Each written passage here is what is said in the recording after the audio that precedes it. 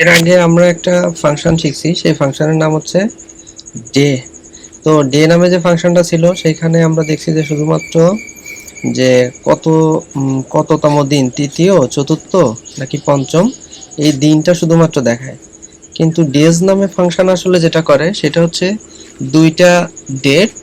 তো সেই দুইটা ডেটের ভিতরে আসলে কতগুলা দিন অতিবাহিত হলো সেইটা আসলে দেখায়। তো এটা আমরা একটা উদাহরণ দিয়ে যদি দেখি তাহলে আমরা এই জিনিসটা খুবই সুন্দরভাবে বুঝতে পারবো। তো ডেজ নামের একটা ফাংশন আমরা প্রথমে শুরু করি। ডেজ ডেজ তো ডেজ নামের একটা ফাংশন যখন আমরা শুরু করতেছি, তো ডেজে হচ্ছে প্রথমে যেটা বসে সেটা হচ্ছে এন্ডিং ডেট।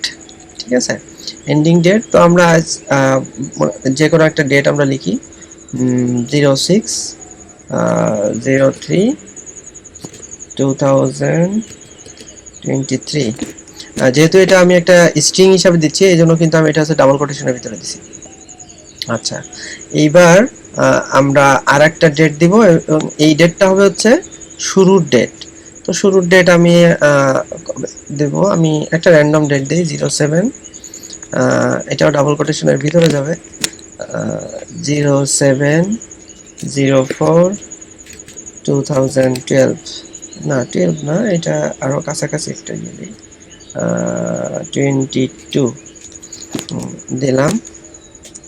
তো এখানে আমার কতদিন দেখাচ্ছে, 334টা দিন আমার এখানে আমি এই দুইটা দিনের ভিতরে পার্থক্য হচ্ছে 334টা দিন।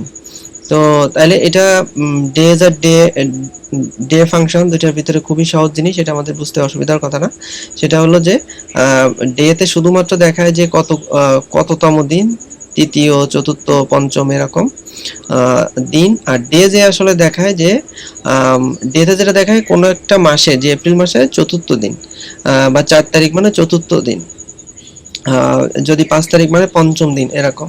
আর ডেজ নামে যে ফাংশন যেটা, সেটাতে দেখায় দুইটা ডেট সে নেয় এবং এই দুইটা ডেটের ভিতরে কতগুলা দিন চলে গেল সেটা আমাদের দেখায়। যে আমি হয়তো 2000 সালে হাই স্কুলে ভর্তি হয়েছিলাম, সেখান থেকে আমি 2005 সালে আমি অন্য একটা স্কুলে সুইচ করছি, বা 2005 সালে আমি এসএসসি পরীক্ষা দিয়ে আমি সেখান থেকে বের হয়ে গেছি। তো আমি এই সময়ের ভিতরে কতগুলো দিন আমি অতিবাহিত করলাম সেইটা আমরা এখান থেকে আমাদের কাছে যদি সেই ভর্তির দিন আর